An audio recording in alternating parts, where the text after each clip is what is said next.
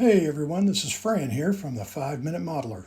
After my last video on realism, you all blew me away with your comments and suggestions. In fact, the ideas were so good, I had to make another video dedicated to them.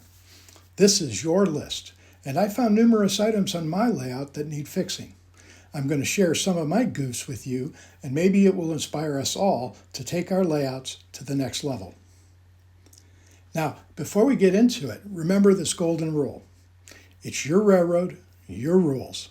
The goal here isn't criticism, it's about giving you new ideas to challenge yourself and have even more fun with this hobby. I know I'm guilty of a lot of these myself.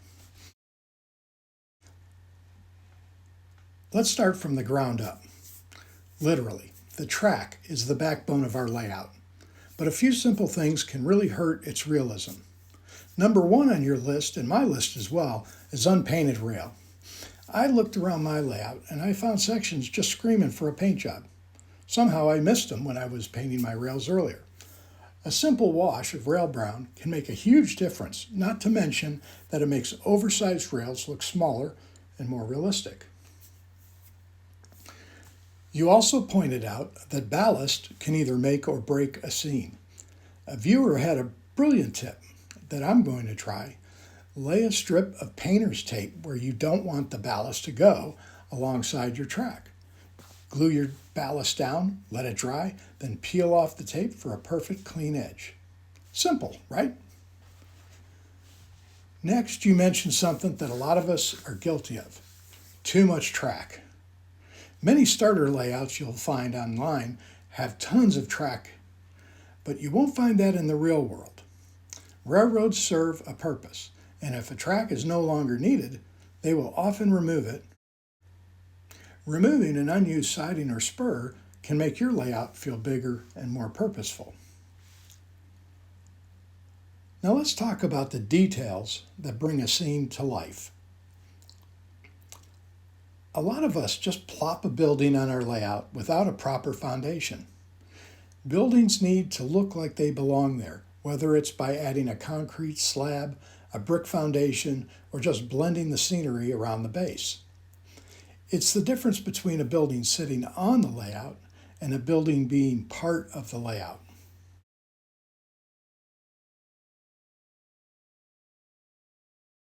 Another big one you mentioned was unweathered cars, locomotives, and structures. I know it's hard to mess with a beautiful factory finish, but a little weathering goes a long way. One of you suggested just using a simple coat of dull coat to remove the plastic shine. I'm definitely going to try that, and it's a great way to start if you're new to weathering. And speaking of shiny things, another detail that caught your eye was shiny coupler trip pins. A little bit of black paint or a quick snip can make those disappear.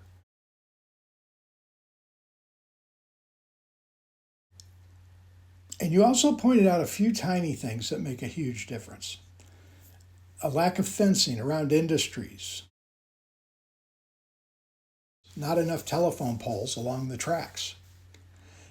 And even small details like leaves, dead leaves, under trees and pine needles, etc. Those small touches can add a lot more depth to your layout. Finally, let's talk about some of the bigger picture elements that make a layout feel right. The one that was most classic was running trains too fast. Many of us get excited when running our trains and we want to let them rip. But one of the best tips you gave was to run your trains at a realistic speed. Slowing down your locomotives and cars actually makes the layout feel bigger, more massive, and more like a real railroad. Even while it's your railroad and your rules, another item that was brought up multiple times was mixing eras like steam locomotives next to, say, a modern bullet train. This can be a bit jarring to the viewer. The same goes for signs and billboards and vehicles.